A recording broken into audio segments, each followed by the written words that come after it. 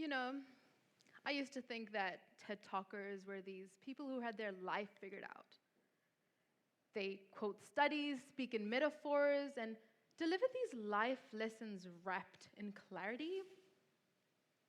And then there's me. I'm just a girl who loves to side quest.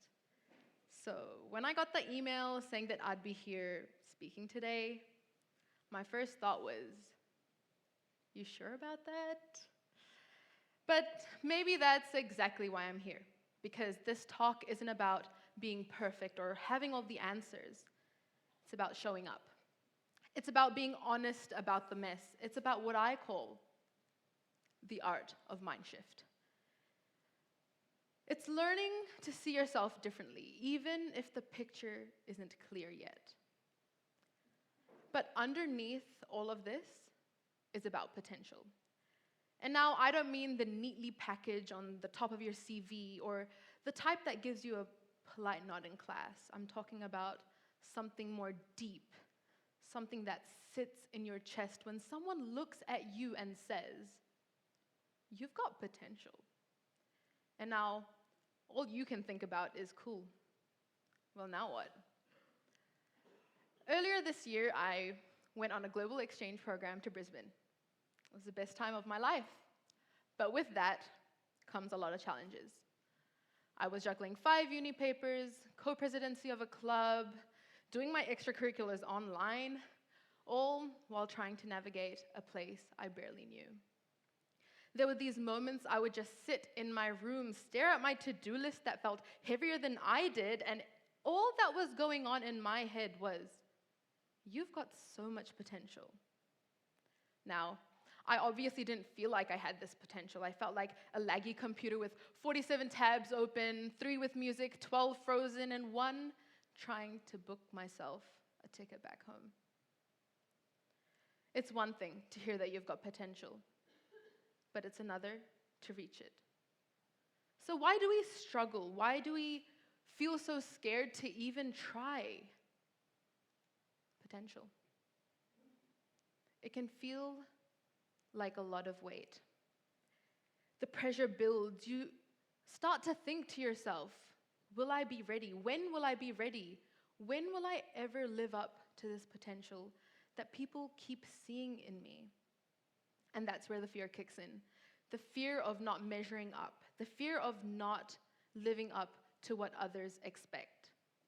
And even worse, the fear of not measuring up to yourself.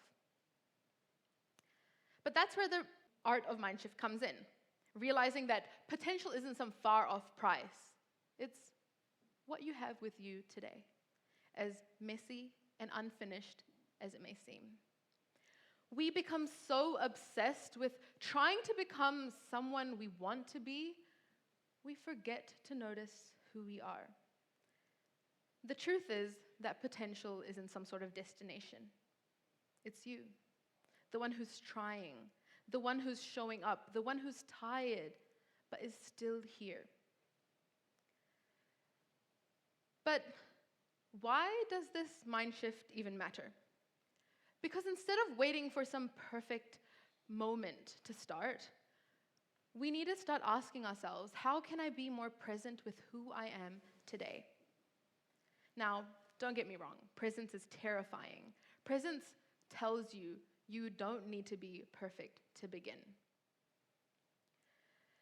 We need to start asking ourselves questions from now what?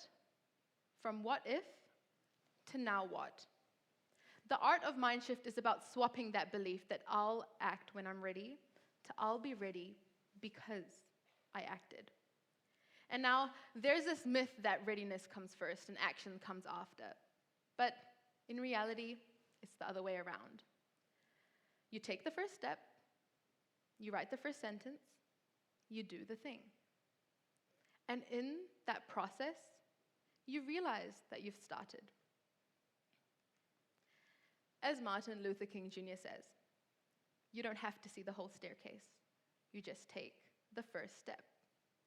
And for me, that first step often looks like the 7-minute rule, the thing that completely changed my life with starting. So here's how it works.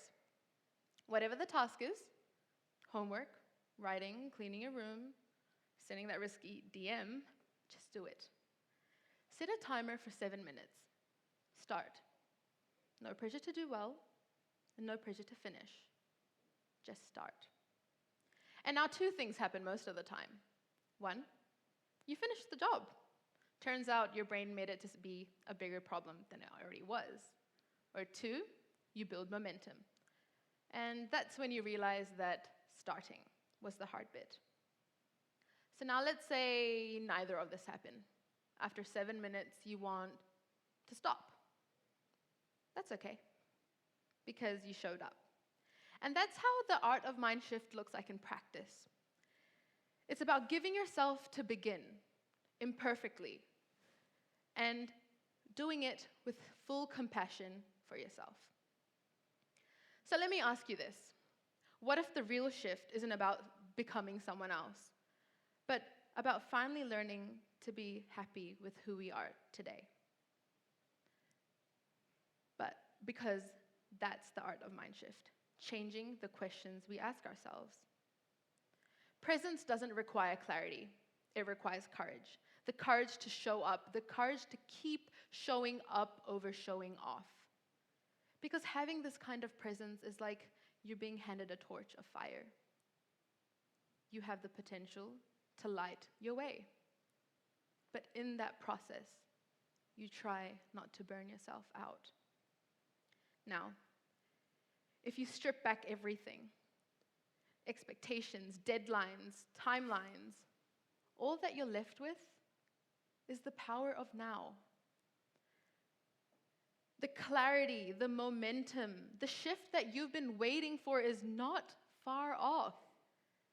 It's you, right here and right now.